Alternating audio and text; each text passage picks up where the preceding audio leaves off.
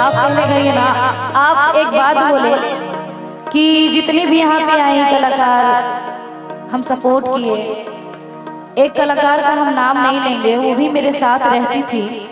जब आपके साथ वो गाने लगी तो मेरे से बात नहीं करती है वो, दुनिया और बात वो नहीं करती है इसलिए क्योंकि वो 2-3 साल मेरे पास रही है। और जब आपके साथ गाने लगी और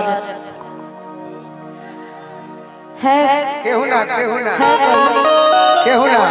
पर मत बोलिए। आप बोले कि सब बदल जाता है। मैं इस मंच के माध्यम से कहती हूँ कि मैं भी एक बहुत मिडिल क्लास फैमिली से हूँ और ज़्यादा हम लचर पचर में हम नहीं रहते हैं, इसलिए हम बहुत पीछे हैं। और रही बात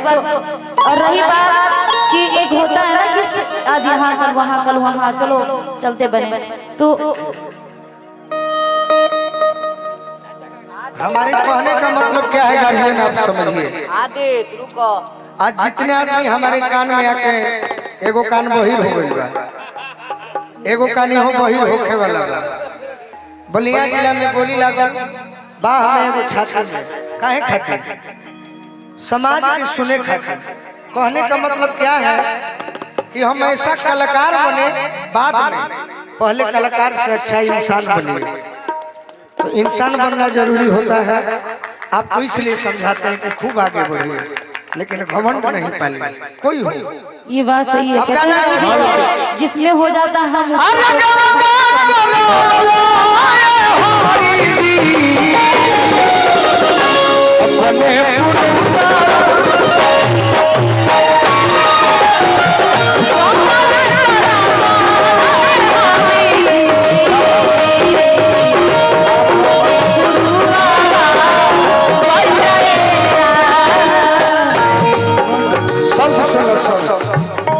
जहिया से गइला पठावला न पतिया,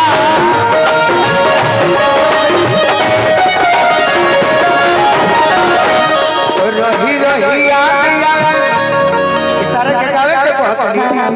अब गा रहे हैं। जहिया से गइला पठावला न पतिया, रही याद आवे तोहरी सूरतिया, जिया छछनौले हरि जी अपने विदेशवा गइले। एकर के गाओ।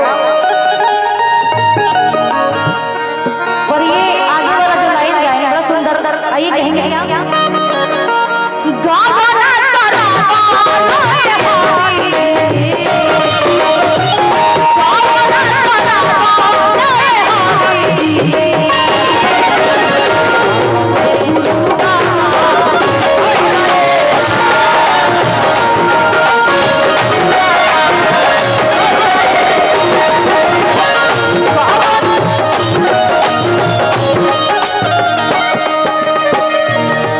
जहिया से गइला पठवला न पतिया, रही याद आवे तोहरी सूरतिया।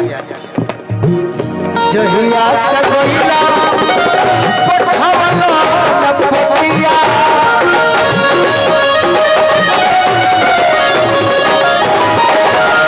रही याद आवे तोहरी सूरतिया।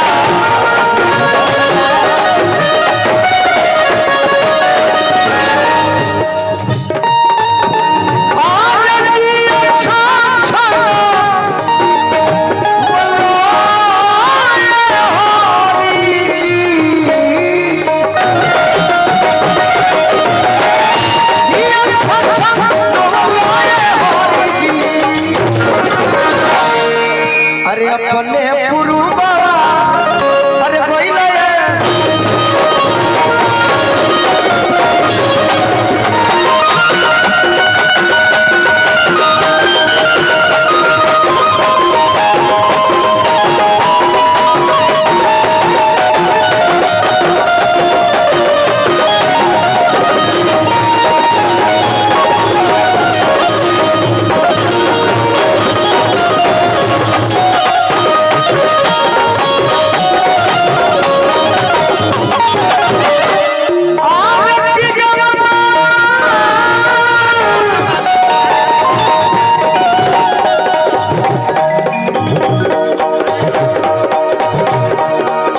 पुरस्कार तिवारी बस के मालिक आरा जिला से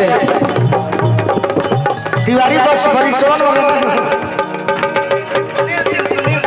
अच्छा भैया मेरा सुनील सिंह जी आशीर्वाद दिले बनी, बार बार प्रणाम करो।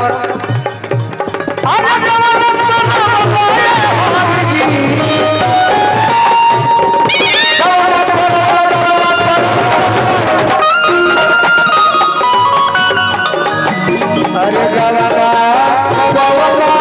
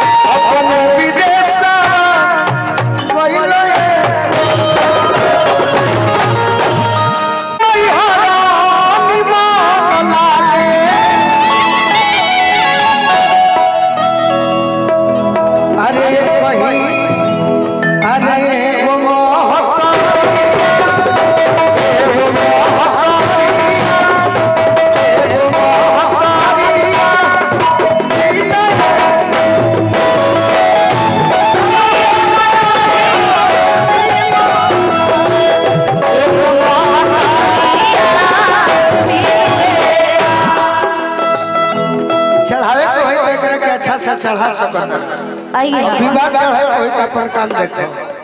अब आप अपने अंदाज में गाइए। जैसे कि हाँ हम लोग कहते हैं हार तैयो ना हीरा सोहावन लागे, हार तैयो ना हीरा सोहावन लागे, एक माता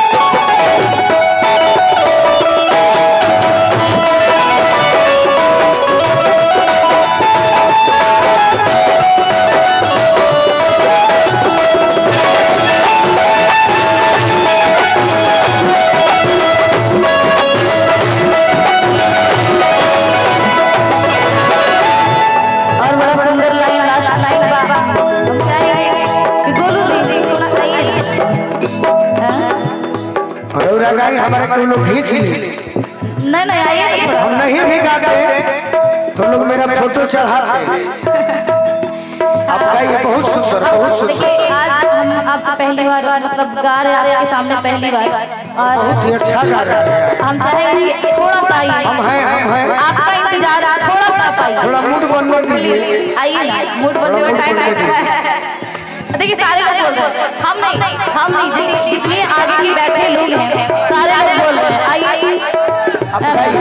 नहीं आइए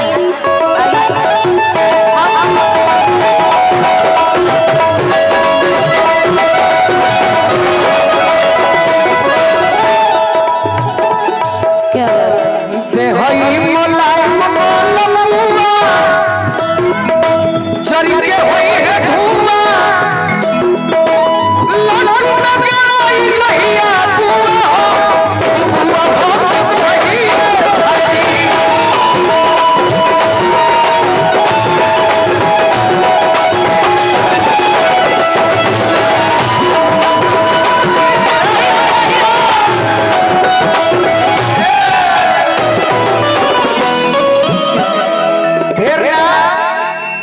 हिट हो जाए सब फिर घमंडी हो जाए ऐसा नहीं है।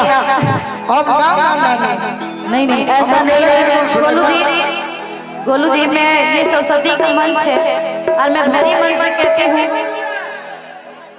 आइए ना आइए गोलू जी कि जिसका मुझे जिसके लिए दिल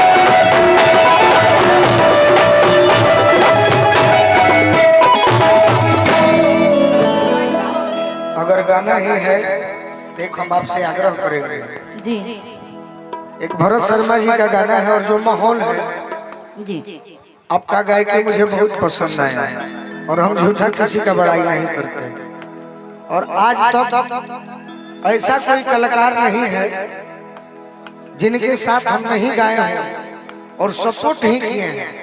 मेरा भी उम्र कम है लेकिन इस सरस्वती के आशीर्वाद मिलल बा कि जेकरा जोड़े हम गौले बनी ओकरा संगे जोड़ी लोग पसंद कइले बा। लेकिन आज के जो मंच मिलल बा बाबू ये मंच उस टाइप का मंच नहीं है जिसमें हम श्रोता तो चाहते हैं कि मजा ले ले लेकिन यूट्यूबर को देखिए थुथु लटकोले वाले लेकिन हमारा ये संस्कार नहीं जिसके परिवार में हम आए हुए हैं जिनके लिए हैं तो ऐसा ही गीत गाइए हम आपके साथ हैं और हम चाहेंगे यूट्यूबर भाई से श्रोता से कि और कलाकार तो आगे चली गई आगे बढ़ रही है इनकी गायकी अच्छी है इसलिए इनका भी आप लोग वीडियो चढ़ाइए इनका नाम को आगे बढ़ाइए और ये खूब आगे बढ़े। एक भरत शर्मा जी का गाना है अगर आपको याद होगा तो आप गाया कीजिएगा आगे कौन स्केल बा कि भाई तोने के लड़की के स्केल बड़ा ऊंच होला डी शार्प पद बताइएगा डी शार्प पद माइनर निर्गुण में लोकगीत में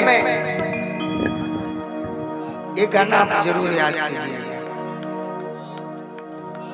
और मुझे उम्मीद है कि आप जितना सुनाना चाहिएगा तो बहुत तरह तरह के लोग आते हैं निमन बाबू सब भारत देश में बारे ये गाना जरूर याद करिए।